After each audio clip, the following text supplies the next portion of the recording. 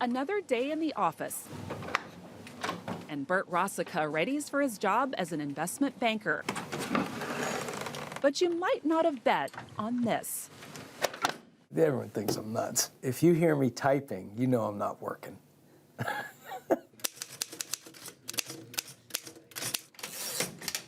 During his downtime, Bert steps back in time with this 1926 Underwood No. 5. You type it, you hit a key, it's on the page. When you have an original, it's like an artist's painting. The original is truly an original. Bert's passion began about 8 years ago. His young son bought a typewriter at a thrift store and asked Dad to fix it. He said, yeah, they're cool. Pretty quickly, Bert thought the same. And I thought, this is a mechanical marvel. I just kept buying them, not knowing anything about them. And my wife is becoming now concerned. That concern grew, and so did his collection, now at about a dozen. So a typewriter is to writing what a sailboat is to boating. You know, a power boat may get you there faster, but the sailboat is infinitely more enjoyable. Bert represents a revival for the writing machine, even among generations who've grown up in the digital age.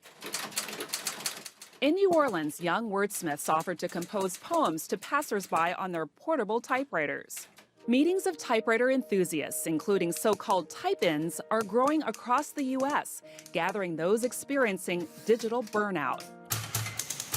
Even Hollywood is jumping on the bandwagon. The 2016 documentary California Typewriter chronicles those who remain loyal to the typewriter, including actor Tom Hanks. 90% of them are in perfect working order. And it's not just a love for antique models. Who would have thought that we would still be here in this day and age? Swintech Corporation in Moonachie, New Jersey is one of the last U.S. suppliers of electronic typewriters. Business is steady, with a full-time worker who painstakingly repairs and modifies them. It's not a phase. I think it's just part of the natural progression. We don't see an end to it. Swintech's niche market is prisons. Their typewriter of choice is this. It's completely transparent, so prisoners can't hide any contraband. The typewriter that they used to have were not clear, so they would have to disassemble the typewriter, take it all apart, search it for contraband, and put it back together. Another consistent client. Funeral parlors, and the reason for that is they have to type death certificates. Some of these are antiques that are fully functional. Bert Rosica is dead set on the typewriter trend. After all, it's managed to tap into a hidden side. It actually unlocked a creative vein in me that I never knew I had. I'm working on my second book right now. I mean, I've written thousands of pages. Helping ink a new chapter of his life without a delete button.